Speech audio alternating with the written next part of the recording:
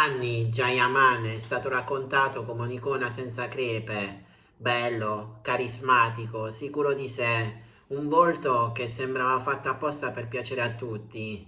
Ma cosa succede quando un'immagine perfetta inizia a mostrare delle ombre? Ciao a tutti ragazzi e ragazze, bentornati sul mio canale. Io sono Newspage, il vostro reporter di fiducia, e oggi sono ritornato a parlare di Jan Yaman. Ma prima di tutto vi ricordo di iscrivervi al mio canale e lasciare un bel like per favore. La domanda che oggi circola sempre più spesso non è chi è Jan Yaman, ma chi abbiamo deciso che fosse, e se la verità fosse molto più complessa.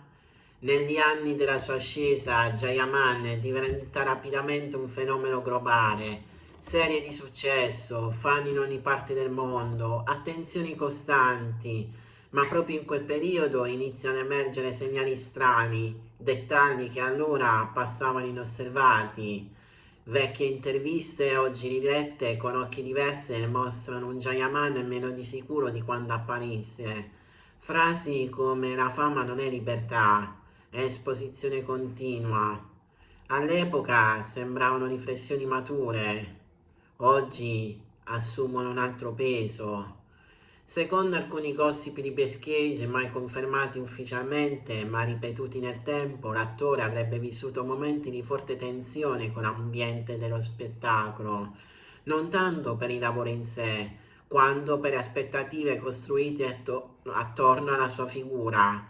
Jayaman non era più solo un attore, era un simbolo, un'idea, un sogno collettivo.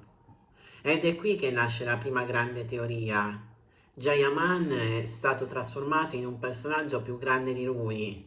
Ogni sua apparizione pubblica diventava un evento, ogni parola veniva analizzata, ogni gesto interpretato. Le relazioni sentimentali vere o presunte venivano immediatamente sotto i riflettori. Alcuni vecchi scandali mediatici, più urlati che reali, raccontavano di amori lampo, rotture improvvise, silenzi sospetti, ma nessuna verità definitiva, solo narrazioni costruite. C'è chi sostiene che proprio in quel periodo Jayaman abbia iniziato a ritirarsi emotivamente, proteggendo sempre di più la sua vita privata, meno interviste personali, meno esposizione spontanea, più controllo. Per qualcuno era arroganza, per altri una necessità. Un altro mistero riguarda le sue scelte professionali, progetti rifiutati, cambi di direzione, pause improvvise. Secondo vecchie voci interne al settore, Jayaman avrebbe detto no a ruoli che l'avrebbero reso ancora più prigioniero di un'immagine ripetitiva. Una decisione rischiosa che ha alimentato dubbi e teorie. E se lo smascheramento non fosse uno scandalo, ma una ribellione silenziosa? Negli anni alcuni gossip parlavano di pressioni psicologiche, di un sistema che chiede sempre di più senza lasciare spazio all'errore. Ovviamente nessuna conferma ufficiale, ma il sospetto resta. Quanto costa davvero essere sempre all'altezza delle aspettative? Vecchi scandali mediatici, spesso gonfiati, sembrano oggi più simili a tentative di riempire il vuoto lasciato dal silenzio. Quando una star non parla, il rumore cresce e il mistero diventa narrazione. Ma forse la vera verità che smaschera tutto è un'altra.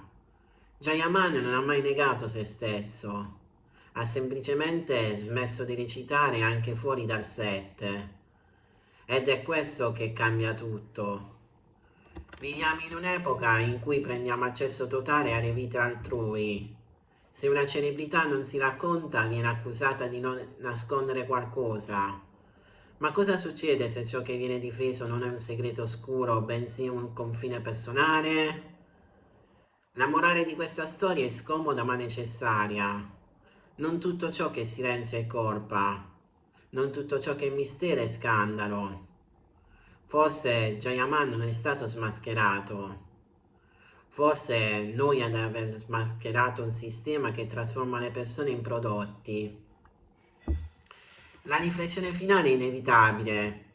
Quando siamo disposti ad amare un personaggio e quando siamo pronti a rispettare una persona, perché quando l'immagine cade non resta lo scandalo, resta la verità più difficile da accettare. Anche le icone hanno il diritto di cambiare e da quel momento davvero tutto cambia. Bene ragazzi, il video di oggi finisce qui, spero che il video vi sia piaciuto, vi ricordo di iscrivervi al mio canale YouTube, di lasciare un bel like, di commentare, di condividere il video su tutte le pagine social. Dal vostro reporter di fiducia è tutto, noi ci rivedremo in un prossimo incredibile video che non so quando lo farò ma di sicuro ci sarà. A presto su Newspage!